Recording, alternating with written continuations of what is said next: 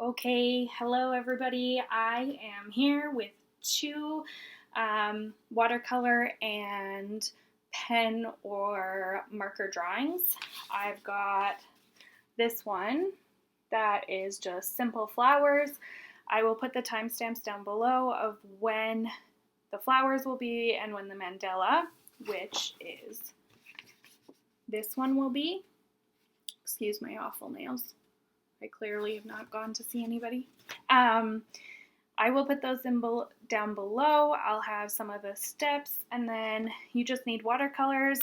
I have my little set, but there are pucks at the school of the tempera paint colors, and then I just have 3 different sizes of markers because that's who I am.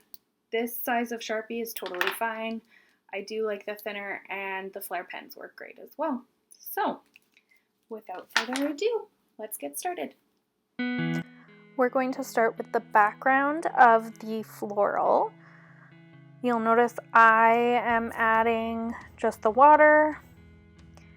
The less water you add, the darker the color is. So here I'm adding lots of water. You just want to block off chunks of color. Along the bottom I'm doing grass. That's totally up to you. And it's just really scribbling with the paint. I'm adding some places for some leaves. And you can see where it's lighter, that means I have way more water. And where it's darker or brighter, I have less water.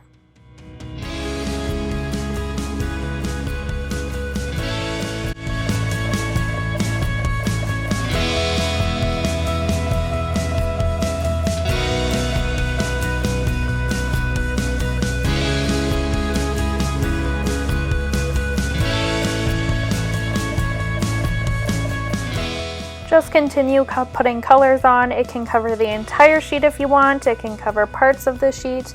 This is just adding color. It's just the background base for your flowers.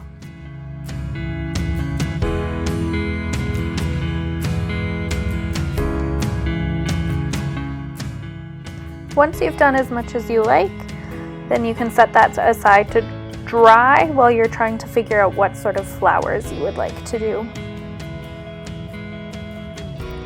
The first flower we're going to do is pretty simple. This is just a dot in the middle and then a quick outline above that dot, just like your typical flower. And then you're just going to scribble inside. Then some of my favorite and some of the easiest are just circles. And then I'm going to switch to my thinner marker, and I'm just going to do a couple inner circles with lines. You'll see right away.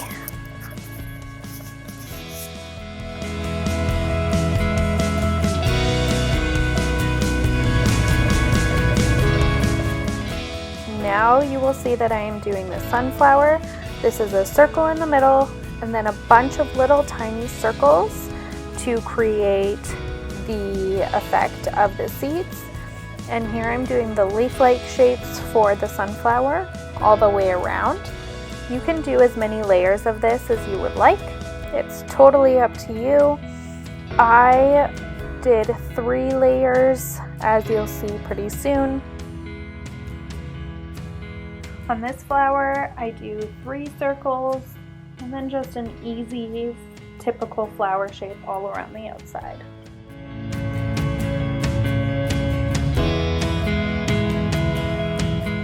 Now I'm going into the tulip shape. You've got your easy, did in elementary school, typical tulip, and then just a very similar style going down.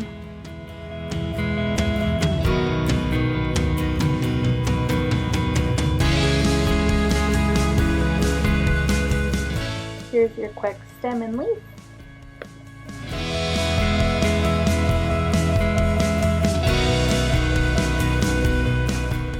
This is a smaller flower, also one of my favorites. All you're doing is the circle in the middle, and then you're doing sunflower shaped petals, although on a very tiny scale, and you just keep building up as much as you would like.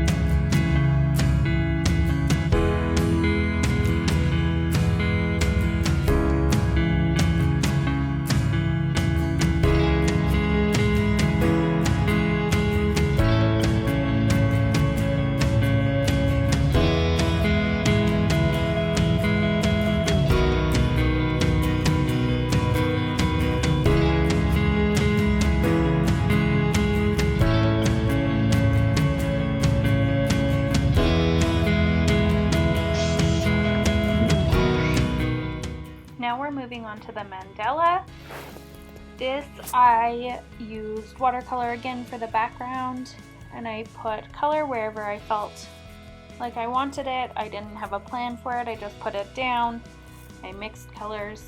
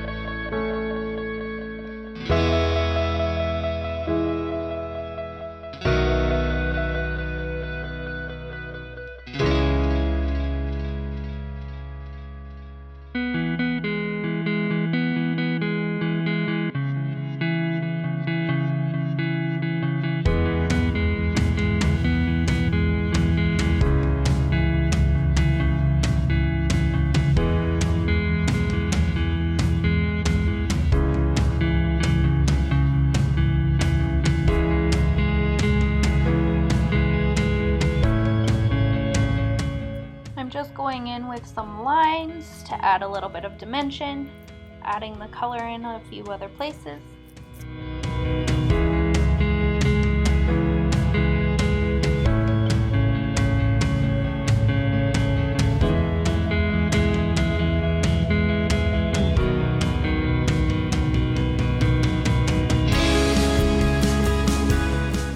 Now once finished, you'll want that to dry. You can start at a corner and go out. You can start in the center. You can do flower base shapes, whatever you are feeling. I am going to start at the center, and I am going to start with a flower design.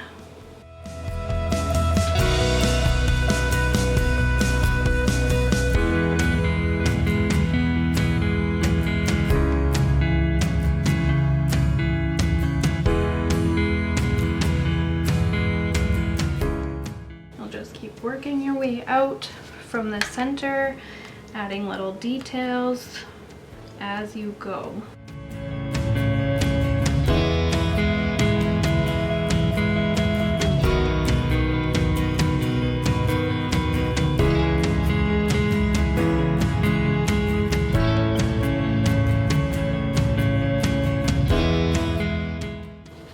Again, Pinterest is a great place to find different ideas, things that you would like to do.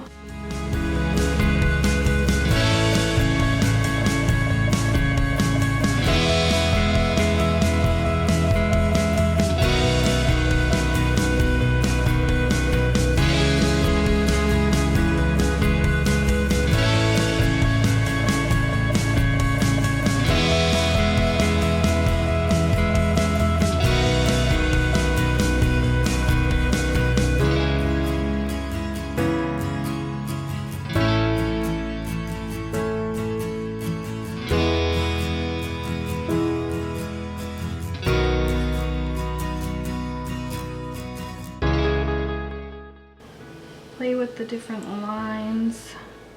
Let it flow really naturally. Whatever you feel like doing, this is the time to put it down on the paper. Don't be afraid of making mistakes. It's all part of the process.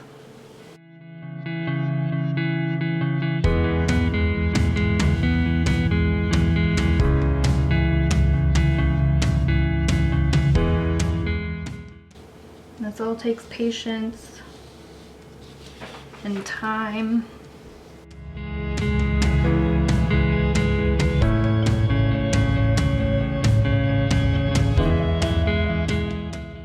It's okay to stop and leave it and come back to it.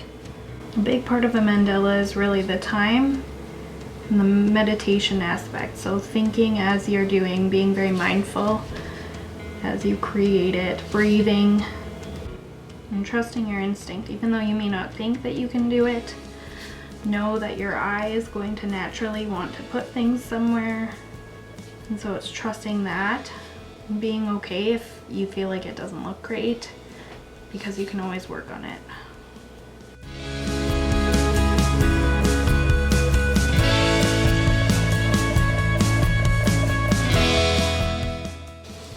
I love a lot of the lines and the dots.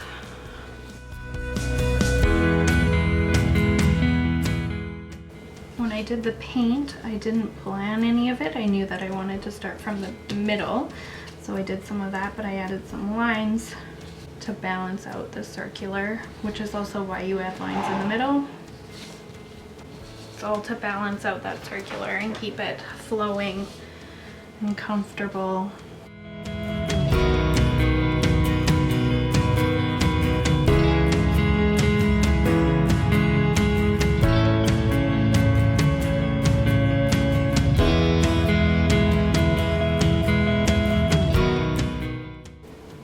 This is a very intuitive process. I love mandalas because it's that time to reflect and to think and to breathe as you're drawing.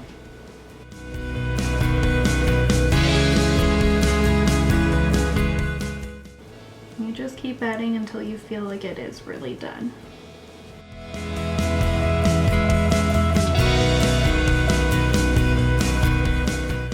There's a harmony with the straight edge and the round edge, so that's why there's a lot of rounded edges and then staccato shapes in a lot of mandalas. There's also the harmony with the thick and the thin lines.